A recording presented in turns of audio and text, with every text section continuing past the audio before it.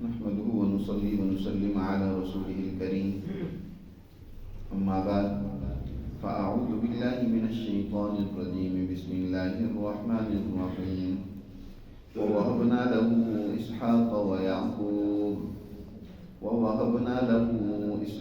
ويعقوب نافلة وكلا جعلنا صالحين وجعلناهم أئمة يهدون بأمرنا وأوحينا إليهم فعل الخيرات وإقام الصلاة وإيتاء الزكاة وكانوا لنا عابدين ولوطا آتيناه حكما وعلما ونجيناه من القرية التي كانت تعمل الخبائث إنهم كانوا قوم سوء فاسقين وأدخلناه في رحمتنا إنه من الصالحين ونوحا إذ نادى من قبل فاستجبنا له فنجيناه وأهله من الكرب العظيم ونصرناه من القوم الذين كذبوا بآياتنا إنهم كانوا قوم سوء فأغرقناهم أجمعين وداود وسليمان إذ يحكمان في الحرث إذ نفشت فيه غنم القوم وكنا لحكمهم شاهدين ففهمناها سليمان وكلا آتينا حكما وعلما وسخرنا مع داود الجبال يسبحن والطير وكنا فاعلين وعلمناه صنعة لبوس لكم لتحصنكم من بأسكم فهل أنتم شاكرون ولسليمان الريح عاصفة تجري بأمره إلى الأرض التي باركنا فيها وكنا بكل شيء عالمين ومن الشياطين من يغوصون له ويعملون عملا دون ذلك وكنا لهم حافظين صدق الله العظيم. سورۃ الانبیاء کی یہ آیات مبارکہ ہیں. اس سورہ مبارکہ میں انبیاء علیہ السلام کی اس جدوجہد کا تذکرہ کیا گیا ہے جو انہوں نے اپنی قوم کی رہنمائی کے حوالے سے اختیار کی اور قوموں نے کس طرح آگے اپنے پیغمبروں کے ساتھ رویہ اور سلوک رکھا اس کا بھی تذکرہ ہے. اس سے پہلے حضرت موسیٰ علیہ السلام اور ان کے بھائی ہارون علیہ السلام. حضرت موسیٰ علیہ السلام رسالت کے منصب پر فائز ہیں اور ہارون علیہ السلام نے ان کو اللہ نے نبوت سے سرفراز کیا تھا. رسالت اور نبوت کا کیا فرق ہے اس پر پہلے بات ہو چکی ہے کہ رسول وہ ہوتا ہے جو نئے آئین، قانون اور شریعت انسانیت کے سامنے پیش کرتا ہے. نبی در حقیقت اسی قانون اور شریعت کا ہی پیروکار اور پابند ہوتا ہے. تو رسالت کا منصب بلند ہوتا ہے، نبوت کا منصب اس کے بعد ہے. بعض انبیاء علیہ السلام کو اللہ نے دونوں منصب عطا فرمائے ہیں. رسالت اور نبوت دونوں منصب پر ان کو فائز کیا گیا، جیسے کہ خود ہمارے نبی کریم صلی اللہ علیہ وسلم کی ذات گرامی ہے. حضرت ابراہیم علیہ السلام کا واقعہ ذکر کیا جو امام انسانیت ہیں، جن کی تفصیلی جدوجہد کا واقعہ گزشتہ آیات میں مذکور ہوا.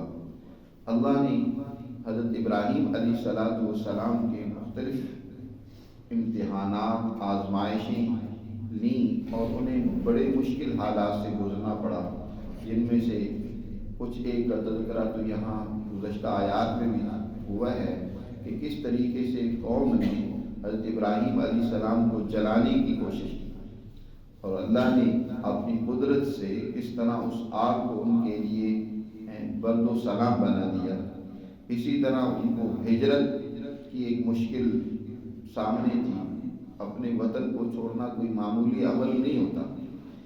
بڑے کاز کے لیے، بڑے کسی نسب العین کے لیے اونچے درجے کے لوگ ہجرت کیا کرتے تھے. حضرت ابراہیم علیہ السلام نے بھی اپنے وطن کو، اپنے گھر بار کو، اہل و عیال اور تمام قوم کو خیر آباد کہا، صرف اس لیے کہ اب ان کے اندر کوئی خیر کی رمق اور صلاحیت باقی نہیں. کسی دوسرے مقام پر جا کر وہاں انسانیت کی فلاح و بہبود کا اور ان کی ہدایت و رہنمائی کا سلسلہ شروع کیا جائے. چنانچہ اس حوالے سے حضرت ابراہیم علیہ السلام عراق کی سرزمین کو خیر آباد کہتے ہیں اور شام اور فلسطین کی سرزمین کو اپنا وطن بناتے ہیں۔ یہی وہ کنعان بھی ہے جہاں آگے بنی اسرائیل کی نسل بڑھتی ہے۔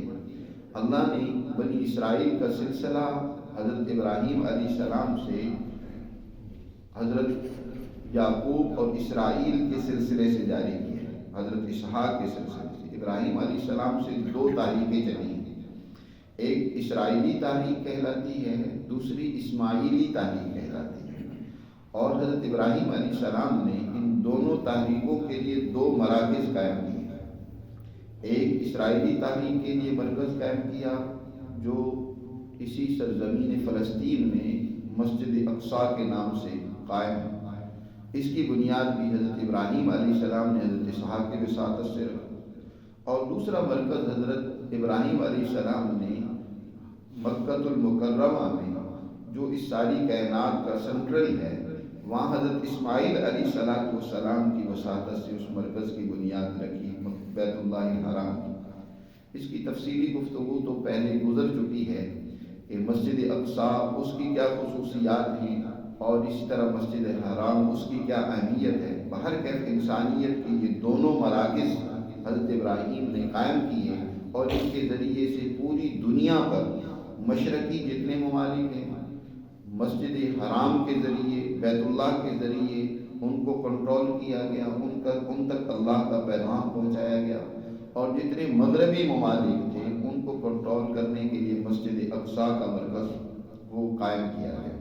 یہ مرکز محض ایک رسمی طور پر مراکز نہیں تھے، ظاہر ہے جب بھی کوئی تحریک قائم کی جاتی ہے تو ان کا ایک مرکز ہوتا ہے جس سے وہ وابستہ ہوتے ہیں، جس سے وہ ہدایت اور رہنمائی لیتے ہیں۔ تو یہ انسانیت کے مراکز قائم کیے گئے۔ اس کا آگے حضرت سلیمان علیہ السلام کا واقعہ آ رہا ہے، وہاں قدر تذکرہ کریں گے۔ بہر صورت حضرت اسحاق اور ان کے بعد ان کے بیٹے یعقوب یعنی حضرت ابراہیم کے پوتے، اللہ نے یہ دونوں فرزند یکے بعد دیگرے حضرت ابراہیم علیہ السلام کو عطا فرمائے۔ اللہ تعالیٰ اس کا یہاں ذکر کرتے ہوئے فرماتے ہیں وَوَهَبْنَا لَهُ إِسْحَاقَ وَيَعْقُوبَ نَافِلًا، کہ ہم نے ابراہیم کو اسحاق اور ان کا بیٹا یعقوب عطا فرمایا نافلہ۔ یہ اللہ کا مزید ان پر انعام تھا۔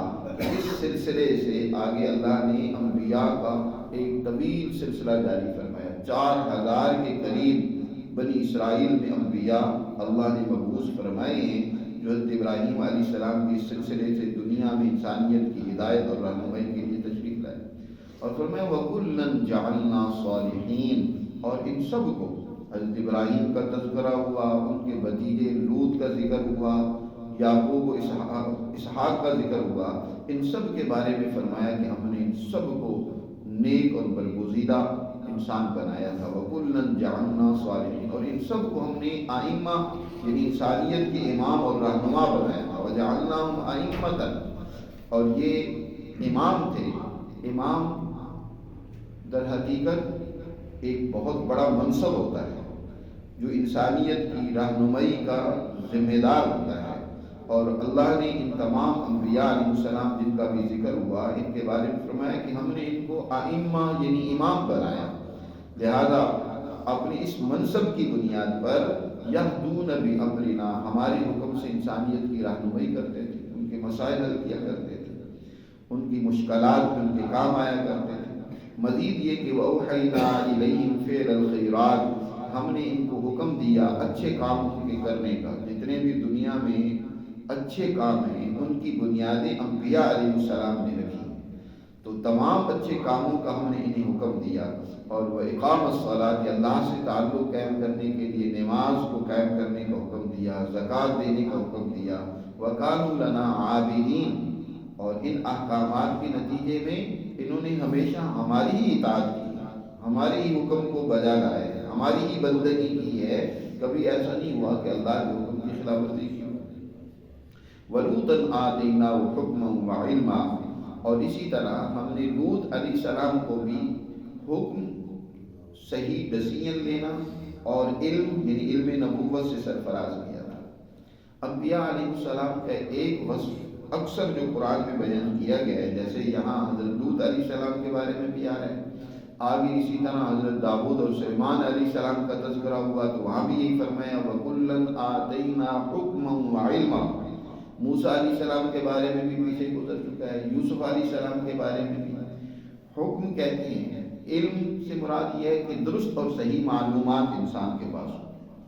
جب انسان نے کوئی فیصلہ کرنا ہوتا ہے، ڈیسیژن لینا ہوتا ہے، تو اس کے لیے جب تک آپ کے پاس درست معلومات نہیں ہیں تو آپ صحیح فیصلہ نہیں کر سکتے، صحیح کوئی راستہ اپنے لیے متعین یا انسانیت کے لیے متعین نہیں کر سکتے۔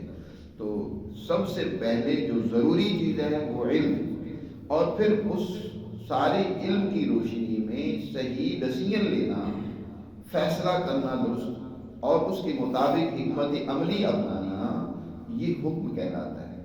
یہ دونوں صلاحیتیں وہ ہیں جو ہمیشہ کامیابی کی طرف انسان کو لے کر جاتی ہیں۔ یا تو معلومات صحیح نہ ہو، غلط معلومات ہو، پھر غلط معلومات کے نتیجے میں جو آپ فیصلہ کریں گے، جو ڈیسیژن لیں گے، وہ بھی غلط ہوگا، نتائج بھی غلط نکلیں گے۔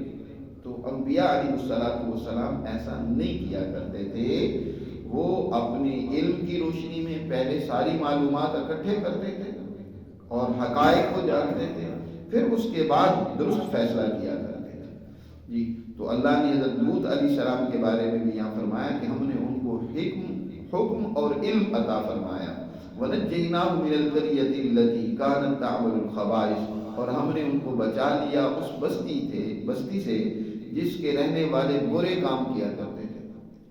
پہلے تفصیل سے ان کا واقعہ گزر چکا ہے کہ ان کی قوم یہ سدوم اور عمورہ کی قوم تھی، جن کی طرف حضرت لوط علیہ السلام کو بھیجا گیا تھا۔ بحر میت کے کنارے پر یہ قوم آباد تھی، بڑی خوشحال قوم تھی، اللہ نے زرخیز علاقہ ان کو عطا فرمایا تھا، لیکن ان کے اندر ایک بری خصلت پیدا ہو گئی تھی، لواطت کی، اور جس کے نتیجے میں یہ قوم اپنی اس بد خصلت کی اثرات و نتائج پھر اس کو بھگتنے پڑے، اور یہ قوم تباہ و برباد کر دی گئی۔ انہم کانوا قوم سوء فاسقین، بے شک یہ ایک بہت ہی برے کرتوت کرنے والی فاسق قوم تھی کہ اللہ نے پھر اس کو تباہ و برباد کیا، اور ان سے حضرت لوط علیہ السلام کو بچا لیا۔ وَأَدْخَلْنَاهُ فِي رَحْمَتِنَا، اور ان کو ہم نے اپنی رحمت میں داخل کیا۔ إِنَّهُ مِنَ الصَّالِحِينَ، بے شک وہ بھی اللہ کے نیک بندوں میں سے۔ اسی طرح حضرت نوح علیہ السلام کا ذکر کیا، وَنُوحًا إِذْ نَادَىٰ مِن قَبْلُ، ان انبیاء علیہ السلام سے بھی پہلے جن کا بھی ذکر ہوا، حضرت ابراہیم علیہ السلام، حضرت اسحاق، حضرت یعقوب، حضرت لوط علیہ السلام، ان سے بھی پہلے حضرت نوح علیہ السلام دنیا میں آ کر 950 سال انسانیت میں اس ہدایت کا، رہنمائی کا کردار ادا کرتے ہیں، کام کرتے ہیں، رات دن شب و روز انہوں نے ایک کر کے انسانیت کو حق کی طرف دعوت دی۔ قرآن نے حضرت علیہ السلام کی اس دعوت کا تذکرہ کیا ہے۔ 29ویں پارے میں باقاعدہ ایک سورہ نوح میں انہوں نے ان کی اس تمام تر دعوت کا اس میں تفصیلی تذکرہ موجود ہے، اور قرآن کی دوسری بھی مختلف آیات و سورتوں میں ان کا تذکرہ کیا گیا ہے کہ نوح علیہ السلام کس طرح اپنی قوم کو رات دن ایک کر کے دعوت دیتے ہیں۔ رب انی دعوت قومی لیلا و نہارا فلم یزدہم دعائی الا فرارا، کہ اللہ میں نے اپنی قوم کو رات کو بھی بلایا، دن کو بھی دعوت دی، لیکن انہوں نے میری بات سے راہ فراری اختیار کی، میری باتوں کو سننا ہی نہیں چاہتی۔ اور مزید برآں کہ نوح علیہ السلام پر ایمان لانے والے وہ کمزور طبقے، یاد رکھیں انبیاء علیہ السلام پر ہمیشہ جو ایمان لانے والے ہوتے ہیں، جو ان کی تحریک اور جماعت کا حصہ بنتے ہیں، وہ ناکارہ لوگ نہیں ہوتے، کام کے لوگ ہوتے ہیں، محنت کرنے والا طبقہ ہوتا ہے۔ یہی وجہ ہے کہ حضرت نوح علیہ السلام پر جو ایمان لانے والا تھا وہ سب کے سب محنت کش طبقے تھے، کوئی نہ کوئی کسی نہ کسی ہنر کو، فن کو اختیار کیے ہوئے تھے، چاہے کوئی درزی تھا، چاہے کوئی موچی تھا، چاہے کوئی لوہار تھا، لیکن سب یہ وہ پیشے ہیں جو انسانیت کے لیے کام کرنے والے، ان کی ضروریات فراہم کرنے والے، انسانوں کے کام آنے والے ہوتے ہیں۔ انہوں نے تو حضرت نوح علیہ السلام کا ساتھ دیا، لیکن جو وقت کے اشرافیہ تھے، سردار تھے، ملا اور مطرف تھے، وہ انہیں تحقیر کی نظر سے دیکھتے ہیں. جی قرآن نے اس کو تفصیل سے ذکر کیا نا، تزدری اعینکم، میں ان کو اپنے سے دور نہیں کر سکتا جن کو تم حقیر سمجھتے ہو، جو تمہاری نظر میں کوئی اہمیت نہیں رکھتے. اور یہی نبی کریم صلی اللہ علیہ وسلم پر بھی زیادہ تر ایمان لانے والا ابتدائی طبقہ وہی کمزور لوگوں کا تھا.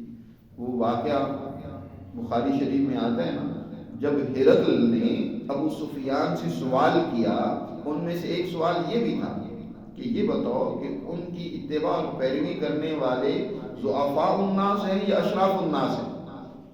تو کیا جواب دیا ابو سفیان نے کہ بل ضعفاء الناس، کہ کمزور طبقہ ان پر ایمان لانے والا ہے.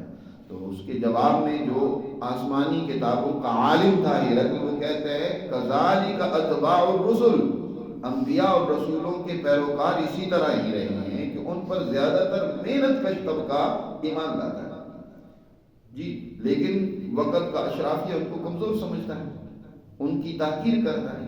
تو یاد رکھو، بے کارے لوگ وہ انبیاء کی جماعت کا حصہ نہیں بنتے تھے. کام کے لوگ، محنت کرنے والے، مجاہدہ کرنے والے، انسانیت کے لیے کردار ادا کرنے والے جو لوگ ہوتے ہیں، وہی اللہ سے بھی سچا تعلق قائم کر سکتے ہیں جب ان کی صحیح اور درست رہنمائی ہو جاتی ہے.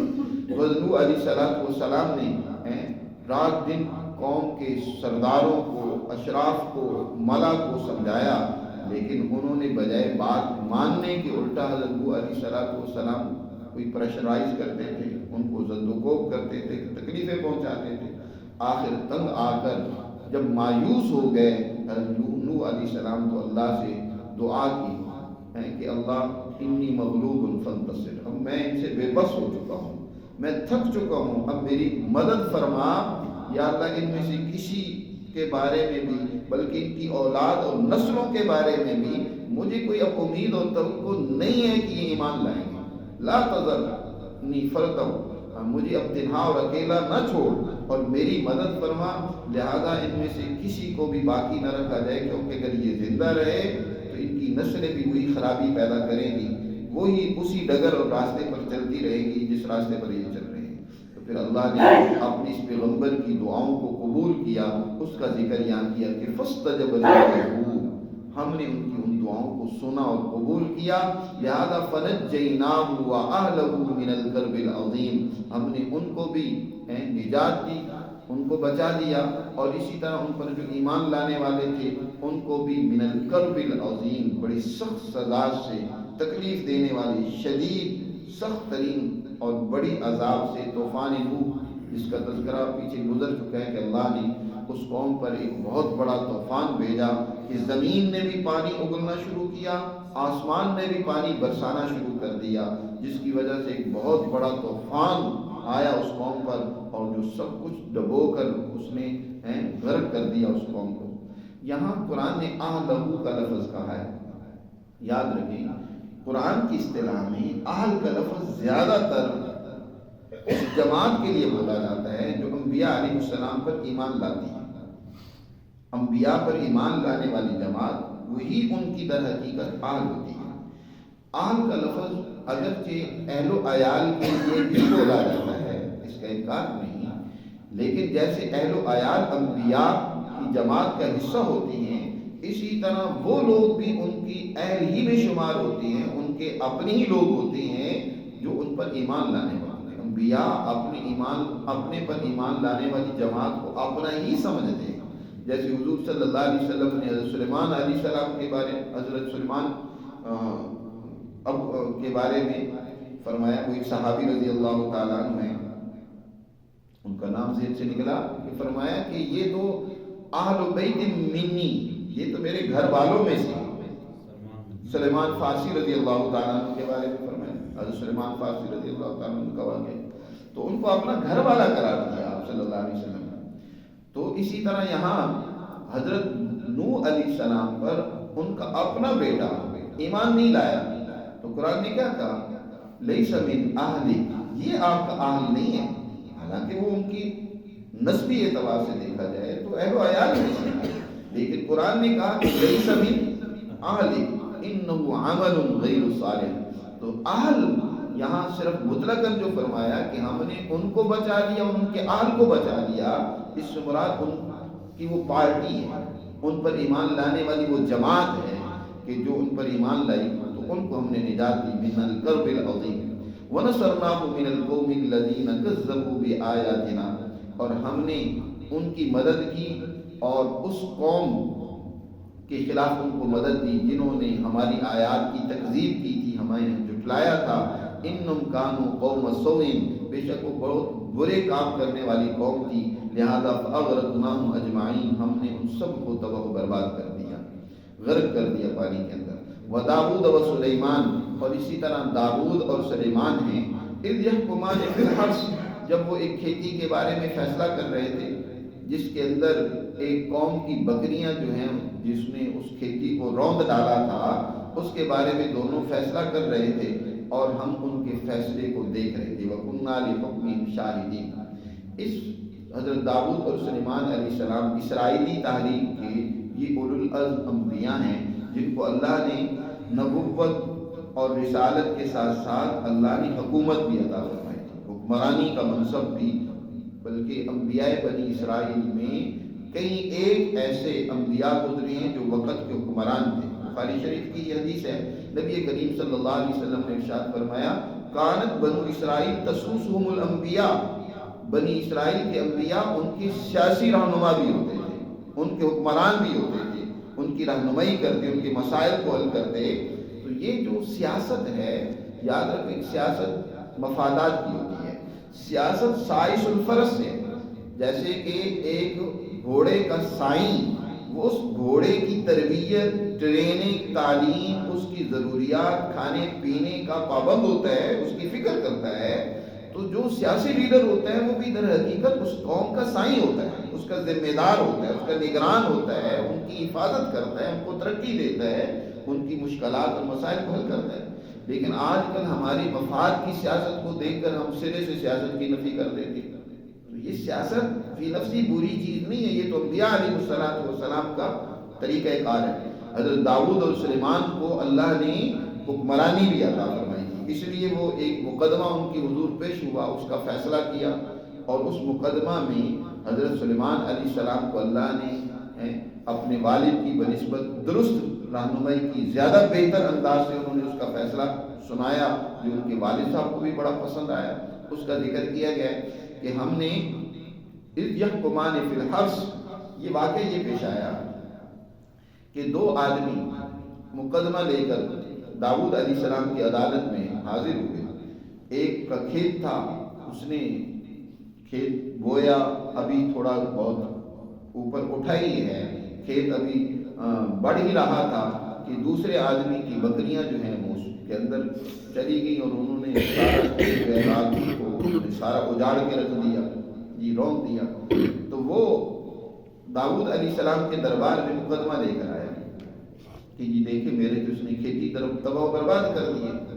داؤد علیہ السلام نے جو فیصلہ دیا وہ یہ کہ کھیت کی قیمت لگائی جائے، اور کھیتی کی جو قیمت لگائی گی وہ اتنی ہی تھی جتنیاں بکریوں کی قیمت تھی۔ تو حضرت داؤد علیہ السلام نے یہ فیصلہ سنایا کہ بکریاں جو ہے نا کھیتی والے کو دیں گے، جتنی اس کی کا نقصان ہوا ہے اتنا اس کو مال ملنا چاہیے، وہ مال، یہ ساری بکریاں اس کی قیمت کی بنتی ہیں، لہذا یہ بکریاں اس کے سپرد کر دی گئی۔ حضرت سلیمان علیہ السلام ابھی بچے ہیں، وہ بھی وہاں موجود ہے۔ حضرت سلیمان علیہ السلام نے کہا کہ ابا جی اس سے بہتر ایک اور رائے ہے، اگر آپ کہیں تو میں وہ بیان کروں آپ کے سامنے۔ حضرت داؤد علیہ السلام نے کہا کہ ضرور۔ باپ کے سامنے جب اولاد کوئی اچھی رائے پیش کرتی ہے، اچھا نظریہ دیتی ہے، اچھا کام کرتی ہے، تو وہ بھی در حقیقت باپ کا ہی اعزاز ہوتا ہے، باپ کو اس سے بڑی خوشی ہوتی ہے، اس کا سر فخر سے بلند ہو جاتا ہے کہ میرے بیٹے نے یہ بڑی درست اور صحیح بات کی ہے۔ اس سے حضرت داؤد علیہ السلام کی تنقیص نہیں بلکہ حضرت داؤد علیہ السلام کی شان اپنی جگہ پر قائم و دائم۔ چنانچہ سلیمان علیہ السلام سے پوچھا داؤد علیہ السلام نے، بتائیں آپ کو کیا اس بارے میں فیصلہ سمجھ آیا؟ انہوں نے کہا کہ ایسا کیا جائے کہ یہ بکریاں کھیتی والے کے سپرد کر دی ہیں اور وہ ان کے دودھ وغیرہ سے فائدہ اٹھاتا رہے، اور یہ کھیتی جو ہے وہ بکری والے کے سپرد کی جائے اور اس کو کہا جائے کہ وہ اس کی دیکھ بھال کرے اور اس کی پانی شانی کا دوسری ضروریات کا انتظام کرے. جب کھیتی اس نہج پر پہنچ جائے جہاں تھی تو اس کی کھیتی مالک کو دے دی جائے اور بکریاں واپس لوٹا دی جائیں. اس صورت میں دونوں کا نقصان نہیں ہوا. پہلی صورت میں ایک کا تو فائدہ ہو رہا تھا کہ اس کو اپنے نقصان کی ازالے کے لیے بکریاں مل رہی تھی، لیکن دوسرا گھر بیچارہ اجڑ رہا تھا، اس کی گزر بسر تو ان بکریوں پر ہی تھی نا. اب غلطی اس کی بھی ہے کہ اس نے ان کی حفاظت نہیں کی، لیکن غلطی کا مطلب یہ تو نہیں ہے کہ دوسرے گھر کو بالکل برباد کر دیا جائے، جی اس کو بالکل کنگال کر دیا جائے. اس لیے سلیمان علیہ السلام کے فیصلے کے مطابق اس کی بھی ضروریات کا خیال رکھا گیا اور اس کے نقصان کی بھی تلافی کی گئی. چنانچہ اس لیے اس فیصلے کو داؤد علیہ السلام نے بھی سراہا اور اللہ نے بھی یہاں اس کو سراہتے ہوئے بیان کیا اور فرمایا کہ فَفَهَّمْنَاهَا سُلَيْمَانَ، ہم نے سلیمان علیہ السلام کو فہم و بصیرت عطا کی تھی، لہذا انہوں نے جو فیصلہ کیا وہ درست تھا. اچھا، ایک تو یہاں سے مراد یہ واقعہ ہے. اس واقعے کے بارے میں ان کے فیصلے کو قرآن نے یہاں سراہا اور بیان کیا کہ کیسے عدل و انصاف کے مطابق دونوں باپ بیٹا فیصلہ کیا کرتے تھے. عدل و انصاف یاد رکھو کسی معاشرے کی ریڑھ کی ہڈی ہوتی ہے. جب کسی معاشرے میں عدل و انصاف نہ رہے تو معاشرہ جانوروں کا معاشرہ بن جاتا ہے. انسان اور جانوروں میں امتیاز 3 بنیادوں پر ہے. حضرت الامام شاہ ولی اللہ رحمۃ اللہ علیہ فرماتے ہیں کہ اللہ نے انسان کو 3 خصوصیات عطا کی ہیں. ان میں سے ایک جو خصوصیت انسان کی ہے کہ انسان کے اندر رائے کلی کا جذبہ ہے، رائے جزئی نہیں ہے، محض ذاتی انفرادی خواہش کی تکمیل نہیں ہے، بلکہ یہ اپنے معاشرے کی بہتری کے لیے سوچتا ہے، اس کی ترقی کے لیے سوچتا ہے، اپنے ابنائے جنس کی فلاح و بہبودی کے لیے کردار ادا کرتا ہے. اور یہ تبھی ہو سکتا ہے جب انسان معاشرے میں انصاف قائم کرے. اگر انصاف نہ ہو تو پھر وہی جزیات رائے جزی بن جاتی ہے، انفرادی سوچ بن جاتی ہے کہ ہر ایک جس کا جو بس چلے وہ لوٹ مار کرتا ہے، وہ دوسری کی پرواہ کیے بغیر، حلال و حرام کا لحاظ کیے بغیر وہ دولت پڑھائے گا اور وہ بدماشیاں کرے گا اور عیاشی میں ڈوب جائے گا. تو حضرت داؤد اور سلیمان علیہ السلام نے جو عدل و انصاف پر مبنی حکمرانی قائم کی تھی، قرآن نے ایک اس کا تذکرہ کیا.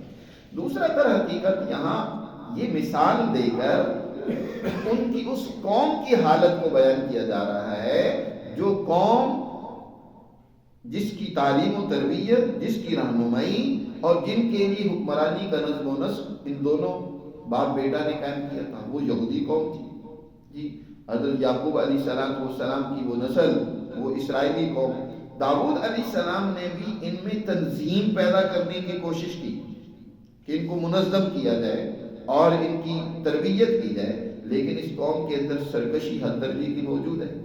حضرت داؤد علیہ السلام ایک طرف سے درست کرنے کی کوشش کرتے ہیں، دوسری طرف سے یہ خرابی میں مبتلا ہو جاتے ہیں، لیکن انہوں نے بہر صورت کسی درجے میں تو اپنے اس مقاصد میں کامیابی حاصل کی، لیکن صحیح طریقے سے تنظیم اس کے اندر پیدا نہیں ہو سکی، انفرادی سوچ غالب رہی. لیکن سلیمان علیہ السلام وہ پیغمبر ہیں جنہوں نے بنی اسرائیل کے اندر، یہودیوں کے اندر ایک بہترین نظم و نسق قائم کیا، اور ان کے اس دور میں یہودی ریاست بہت عروج پر پہنچی.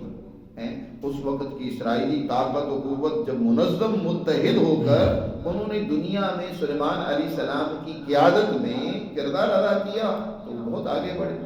دنیا کو انہوں نے فتح کیا اور دنیا میں عدل و انصاف کا نظام قائم کیا.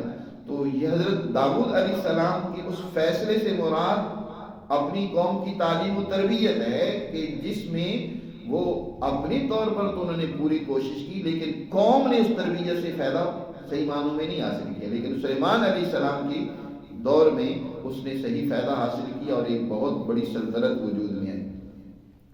اللہ تعالیٰ مزید ان دونوں باپ بیٹا کو جو کچھ چند ایک خصوصیات عطا فرمائی تھی ان کا بھی آگے تذکرہ کر رہے ہیں کہ اللہ تعالیٰ ارشاد فرماتے ہیں کہ ہم نے وَكُلًّا آتَيْنَا حُكْمًا وَعِلْمًا، ہر ایک کو ہم نے حکم دینے کا منصب بھی عطا فرمایا اور علم سے بھی سرفراز کیا. وَسَخَّرْنَا مَعَ دَاوُودَ الْجِبَالَ يُسَبِّحْنَ وَالطَّيْرَ، مزید یہ کہ داؤد کو ہم نے یہ بھی مقام و مرتبہ دیا تھا کہ پہاڑوں کو، پرندوں کو بھی ان کے لیے مسخر کر دیا تھا، کہ وہ جب حضرت داؤد علیہ السلام کی جو قوت حیوانی تھی وہ بہت مضبوط تھی۔ انبیاء علیہ السلام کے اندر دونوں قوتیں اعلیٰ درجے کی ہوتی ہیں، یاد رکھیں، حیوانی طاقت و قوت بھی اونچے درجے کی ہوتی ہے اور ملکی طاقت و قوت بھی اونچے درجے کی ہوتی ہے۔ اگر کسی میں ملکی قوت تو بہت غالب ہو اور حیوانی قوت بالکل نہیں اور کمزور سی ہو تو وہ بھی صحیح کردار ادا نہیں کر سکتا جی، وہ پھر ہر وقت ذکر و فکر میں ہی رہتا ہے، وہ انسانی تقاضوں اور ضروریات کی تکمیل کے لیے جو ایک اس کے اندر صلاحیت و استعداد ہونی چاہیے اس کی کمی ہوتی ہے۔ اس لیے انبیاء کی دونوں طاقتیں بہت عروج پر ہوتی ہیں، اور جتنی کسی کی حیوانی طاقت عروج پر ہوتی ہے اتنی اس کی آواز بھی بلند ہوتی ہے، کیونکہ زیادہ آواز، زیادہ طاقت و قوت کے ساتھ آواز جو نکالنا ہوتی ہے یہ حیوانی کا تقاضا ہے۔ جیسے آپ نے دیکھا ہے کہ حیوان جب بولتے ہیں وہ خوب آواز ان کی بلند ہوتی ہے، لیکن جب اس حیوانیت کے اندر ملکیت اثر کرتی ہے تو پھر اس میں ایک خاص لے، خاص رنگ، خاص ایک اس کے اندر جو ہے وہ ایک سرور پیدا ہو جاتا ہے۔ حضرت داؤد علیہ السلام کی اسی حیوانیت پر جب ملکیت کا غلبہ ہوا تو ان کی آواز میں خاص جو ہے نا نغمہ پیدا ہوا، خاص سریلا انداز پیدا ہوا۔ اب اس لیم میں اللہ کی جب حمد و ثنا کے نغمے گاتے ہیں، جب اللہ کی حمد و ثنا بیان کرتے ہیں تو اس کا اثر یہ ہوتا ہے کہ انسان تو ایک طرف رہے، پہاڑ بھی، پرند بھی اس سے متاثر ہو کر وہ بھی جھومنے لگ پڑتے ہیں، ان پر بھی اس کا اثر ہونے لگ پڑتا ہے، اور وہ بھی گویا اس تسبیح و تقدیس میں، اللہ کی حمد و ثنا میں شریک ہو جاتے ہیں۔ اس کا ذکر یہاں قرآن نے کیا ہے کہ ہم نے داؤد علیہ السلام کے لیے پہاڑوں کو، پرندوں کو بھی مسخر کر دیا تھا، یسبحنا، وہ ان کے ساتھ تسبیح بیان کرتے تھے۔ یہ تسبیح یا تو اسی طرح جیسے قرآن نے دوسری جگہ فرمایا کل قد علم الصلاۃ و تسبیحا، کہ ہر ایک چیز نے اپنی تسبیح اور صلاۃ کو پہچان لیا۔ وَإِن مِّن شَيْءٍ إِلَّا يُسَبِّحُ بِحَمْدِهِ وَلَكِن لَّا تَفْقَهُونَ تَسْبِيحَهُم، کائنات کی کوئی چیز ایسی نہیں ہے جو اللہ کی تسبیح بیان نہ کرتی ہو لیکن تمہاری سمجھ میں نہیں آتی۔ ہم تو بس اوقات اپنے ہم جنس کسی دوسرے زبان والے بھائی کی بات بھی نہیں سمجھ رہے ہوتے کہ وہ کیا کہہ رہا ہے، چہ جائے کہ چرندوں اور پرندوں کی تسبیح ہمیں سمجھ آئے۔ تو قرآن کہہ رہا ہے کہ وہ اپنی تسبیح انہوں نے پہچان دی، وہ اللہ کی تسبیح اور حمد و ثنا بیان کرتے ہیں، لیکن وَلَٰكِن لَّا تَفْقَهُونَ تَسْبِيحَهُم، تم نہیں سمجھتے ہو۔ تو اسی طرح یہ تسبیح سے مراد پہاڑوں کی تسبیح اور پرندوں کی تسبیح ہے، یا یہ بھی مراد ہو سکتا ہے کہ حضرت داؤد علیہ السلام جب وہ یہ زبور جو ہے یہ ساری کی ساری در حقیقت وہ اللہ کا الہام ہے، جس کو حضرت داؤد علیہ السلام وہ اپنی اس منظوم انداز میں اور اس طرح ایک بہترین لے میں اس کو پڑھا کرتے تھے، وہ اس لیے ساری کی ساری وہ منظوم اور نظم کی صورت میں داؤد علیہ السلام کی وہ زبور ہے۔ بعض حضرات تو یہاں تک کہتے ہیں کہ یہ موسیقی کی ایجاد جو ہوئی ہے اس کے بانی بھی حضرت داؤد علیہ السلام ہیں، کہ وہ خاص ایک لے اور انداز کے ساتھ زبور کو پڑھتے تھے، اس کا بڑا اثر دلوں پر ہوتا تھا۔ بہر صورت حضرت داؤد علیہ السلام کو اللہ نے یہ خصوصیت عطا فرمائی تھی اور فرمایا وَكُنَّا فَاعِلِينَ۔ اب یہاں ایک سوال پیدا ہو سکتا تھا کیسے پہاڑ جھومنے لگ پڑتے ہوں گے، پرندے کیسے تسبیح میں شامل ہو جاتے ہوں گے؟ تو اس کا جواب اللہ نے ایک مختصر سے جملے میں دے دیا کہ ہم کرنے والے ہیں، وَكُنَّا فَاعِلِينَ، ہم ایسا ہیں، یہ کرنے والے ہیں، جس ذات نے ان کو پیدا کی ہے وہی ان کے اندر اس کی صلاحیت و استعداد بھی پیدا کر سکتا ہے کہ وہ کسی آواز سے متاثر ہو کر اس میں شامل ہو جائے۔ وَعَلَّمْنَاهُ صَنْعَةَ لَبُوسٍ لَكُمْ، مزید یہ کہ ہم نے داؤد علیہ السلام کو تمہارے لیے لباس بنانے کی صنعت بھی انہیں تعلیم کر دی تھی۔ لباس، لوہے سے لباس بنانا جس کو زرہ کہتے ہیں، خود کہتے ہیں، کہ یہ سب سے پہلے حضرت داؤد علیہ السلام نے لوہے کی چھوٹی چھوٹی کڑیاں بنا کر اس کا ایک لباس بنایا۔ ایک بڑی چیزیں بنانا ہوتی ہیں وہ کوئی اتنا مشکل نہیں ہوتا، لیکن چھوٹی چھوٹی کڑیاں جوڑ کر ایک لباس بنا لینا اور جنگوں میں خاص طور پر اس کے ذریعے سے دشمن کے وار سے حفاظت کرنا، یہ ایک بہت بڑی مہارت چاہیے۔ تو حضرت داؤد علیہ السلام وہ پہلے ماہر ہیں، وہ پہلے انسان ہیں کہ جنہوں نے دنیا کے اندر اس صنعت کو ایجاد کیا۔ بلکہ بعض محققین کی رائے تو یہ ہے کہ دنیا میں جتنی بھی صنعتیں رائج ہوئی ہیں یہ کسی نہ کسی پیغمبر کی ایجاد ہے۔ جیسے کپڑا سینے کی صنعت کو، یا دنیا کے اندر کپڑے کی جتنی صنعت پھیلی ہے اس کے بانی حضرت ادریس علیہ السلام۔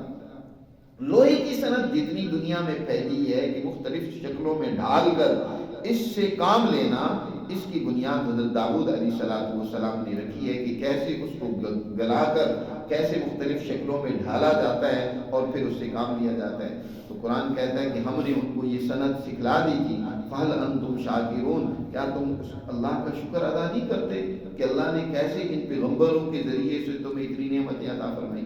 اور سلیمان علیہ السلام کا ذکر کیا کہ ولی سلیمان الریح، کہ ہم نے سلیمان علیہ السلام کے لیے ہوا کو مسخر اور تابع کر دیا تھا، عاصفۃ تیز و تند ہوا جو کیا کرتی تھی، اللہ کے حکم سے اس زمین کی طرف چلتی تھی جس میں ہم نے برکت رکھی ہے، الذی بارکنا فیہا، جس زمین میں ہم نے برکت رکھی، اس سے مراد سرزمین شام و فلسطین ہے۔ کہ حضرت سلیمان علیہ السلام کا بحری بیڑا بڑی تیزی کے ساتھ وہ اس سمت میں سفر کرتا تھا۔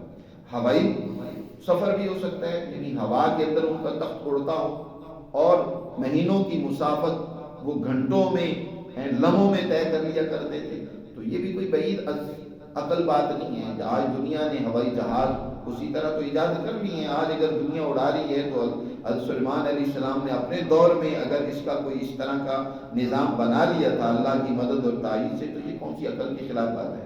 لیکن اس سے جو عام محققین نے بات کی ہے کہ اس سے مراد در حقیقت ان کا وہ تجارتی بحری بیڑا ہے جو سمندروں کے اندر سفر کرتا تھا۔ یہ جب تک دخانی کشتیاں اور جہاز ایجاد نہیں ہوئے تھے، اس سے پہلے سمندروں کے اندر سفر کا جو راستہ ہوتا تھا وہ ہوا کی بنیاد پر طے کیا جاتا تھا۔ ہوا کی رخ، یہ سمندروں میں قدرت کا ایک بڑا عجیب نظام ہے کہ ہوا متعین اوقات میں چلتی ہے اور ایک وقت مقررہ میں چلتی ہے اور ایک خاص سمت میں چلتی ہے، اور اس سمت میں اس وقت میں جب جہاز کو چلایا جائے گا تو ظاہر ہے وہ بڑی تیزی سے منزل کی طرف بڑھے گا۔ شام کی سرزمین یہ اس حوالے سے بڑی اہم ہے کہ قدرت نے یہاں سمندر بھی اس کو یاد رکھے، جس سرزمین کے ساتھ سمندر لاحق ہوتے ہیں وہ زمین قدرتی طور پر تجارتی اعتبار سے، اقتصادی اعتبار سے بڑی اہمیت کی حامل ہوتی ہے۔ یہاں ایک طرف بحر احمر ہے، دوسری طرف بحر متوسط ہے، چنانچہ شمال مغرب میں بحر متوسط ہے۔ اس کے لیے جو ہوا درکار ہوتی ہے وہ جنوب کی ہوا اس کو چاہیے کہ جنوب کی سمت میں چلے، اور جنوب کی طرف بحر احمر ہے اور اس کو شمال کی ہوا چاہیے ہوتی ہے۔ چنانچہ بیک وقت یہاں ہوائیں اس سمت سے اس طریقے سے چلتی ہیں جن کی دریافت حضرت سلیمان علیہ السلام نے کر لی تھی کہ ہوائیں کب چلتی ہیں اور ان کی سمت کیا ہے۔ چنانچہ انہوں نے اس سمت کا تعین کر کے ان متعین اوقات میں اپنے تجارتی بیڑے ان سمندروں میں ڈالے، جو مہینوں کی مسافت وہ گھنٹوں میں اور لمحوں میں، دنوں میں کر لیا کرتے تھے۔ اس اعتبار سے بھی یہ زمین بڑی بابرکت ہے کہ یہاں گویا کہ ہر طرف سے تجارت کا سامان یہاں پہنچتا ہے۔ ایک تو اس حوالے سے بڑی یہ زرخیز زمین ہے کہ قدرت نے اس کی یہاں زرخیزی، ہر طرح کی نباتات، زراعت، ہر طرح کی پیداوار یہاں قدرت نے رکھی ہے۔ دوسرا تجارت کے اعتبار سے یہ دنیا کا ایک ہب ہے، اور یاد رکھیں آج کے دور میں جس کے پاس بھی تجارتی طاقت و قوت ہے وہی دنیا کے اوپر غالب ہے۔ ایک دور تھا نا جیسے کہ جنگوں کا دور تھا، جنگوں کے ذریعے سے جو ہے نا جو زیادہ طاقت و قوت والا ہے وہ دنیا پر دوسروں پر غلبہ پا لیتا تھا۔ تو طاقت و قوت ہر دور کے اعتبار سے بدل سکتی ہے۔ آج کے دور میں طاقت و قوت وہ اقتصادیات ہے، جس قوم کی اقتصادی حالت زیادہ مضبوط ہے وہ دنیا کے اوپر راج کرتی ہے، اور جس کی اقتصادی حالت تباہ کن ہے وہ دنیا کے اندر ذلیل و رسوا ہے۔ جیسے پاکستانیوں کا حال دیکھ لیں کہ ان کا تقریباً 55 سے 60% بجٹ جو ہے وہ قرضے لے کر، سود پر قرضے لے کر وہ بنتا ہے۔ اگر آپ ایک گھر چھوٹا سا چلا رہے ہیں اور اس گھر کا جو بجٹ ہے وہ آپ کا ہر دفعہ وہ قرضہ لے کر بنایا جائے تو ظاہر ہے وہ گھر تباہ و برباد ہی ہوگا. قرضہ کب تک آپ لیں گے؟ جو کچھ آپ کی محنت ہوگی تو 55 سے 60% تو آپ اس سود میں اس کو دے دیں گے. اس بجٹ میں بھی 55% جو بجٹ کا حصہ رکھا گیا ہے وہ صرف سود دینے کے لیے، اصل رقم واپس کرنے کے لیے نہیں، صرف سود دینے کے لیے. باقی 45% اس سے آپ نے دوسرے ملک کے اخراجات پورے کرنے. تو تباہی و بربادی ہے کہ اپنے وسائل جو ہیں وہ سارے جمع کر کے آپ انہی ظالم بھیڑیوں کو دے رہے ہیں جنہوں نے پہلے لوٹا، اب دوسرے طریقے سے وہ ہمیں لوٹ رہے ہیں. تو یہ سرزمین شام و فلسطین کی، اب اس کے اوپر دنیا کی للچائی ہوئی نگاہیں قائم ہیں کہ اس اقتصادی، یہ دنیا کا کیونکہ اقتصادی ہب ہے، تجارتی ہب ہے، اس پر قبضہ کرنے کے لیے اب وہاں جنگیں انہوں نے چھیڑ رکھی ہیں، لڑائیاں قائم کر رکھی ہیں کہ اس کے اوپر ہمارا قبضہ اور تسلط ہو. تو ماضی میں بھی حضرت سلیمان علیہ السلام کی اس سرزمین کی اہمیت کو وہ بھی جانتے تھے، لہذا انہوں نے اپنی تجارت کا یہاں ایک بہترین سلسلہ اور نظام قائم کیا تھا. اسی کو یہاں قرآن نے بھی ذکر کیا، التی بارکنا فیہا، اس سرزمین کی طرف وہ تیز ہوائیں، تیز و تند ہوائیں ہمارے حکم سے سلیمان علیہ السلام کے لیے چلتی تھیں اور وہ ان کو بڑی تیزی سے وہاں لے کر پہنچاتی تھی. وَكُنَّا بِكُلِّ شَيْءٍ عَالِمِينَ، اور اس سب کا ہمیں علم ہے. مزید حضرت سلیمان علیہ السلام کو اللہ نے جنات پر بھی ایک غلبہ دیا تھا، وہ بھی ان کے تابع تھے، ان کے لیے کام کرتے تھے، مختلف کام ان سے لیتے تھے. حضرت سلیمان علیہ السلام تعمیر کا کام، بڑے بڑے برتن بنوانے کا کام، اور اس طرح اور بھی سمندروں کے اندر غوطے لگوا کر ہیرے جواہرات تلاش کرنے کا کام. قرآن نے کچھ کا یہاں تذکرہ کیا ہے، کچھ کا دوسری جگہوں میں ذکر ہے. فرمایا وَمِنَ الشَّيَاطِينِ، اور بڑے بڑے جن مَن يَغُوصُونَ لَهُ، جو ان کے لیے غوطہ لگاتے تھے، وَيَعْمَلُونَ عَمَلًا دُونَ ذَلِكَ، ان کے علاوہ بھی اور وہ ان کے لیے کام کرتے تھے. وَكُنَّا لَهُمْ حَافِظِينَ، اور ان سب انبیاء کی ہم حفاظت کرنے والے تھے کیونکہ یہ ہمارے طریقے کے مطابق دنیا میں کردار ادا کرتے رہے. اور یہ سب صالحین تھے، انسانیت کے لیے ائمہ تھے جو انہیں خیرات کی طرف بلاتے تھے، لہذا یہ دنیا میں انہوں نے کامیاب زندگیاں گزاری ہیں. اللہ ان انبیاء کی مثالیں دے کر در حقیقت ہمیں سمجھانا چاہتا ہے کہ جو بھی انسان دنیا میں اللہ کی تعلیمات و ہدایات کے مطابق کردار ادا کرے گا، دنیا کے اندر بھی اللہ انہیں عزت سے، کامیابی سے ہمکنار کرے گا، اور آخرت میں بھی اللہ انہیں نعمتوں سے، جنتوں سے اور انعامات سے نوازے گا. اللہ ہمیں سمجھ نصیب فرمائے اور اپنی تعلیمات پر عمل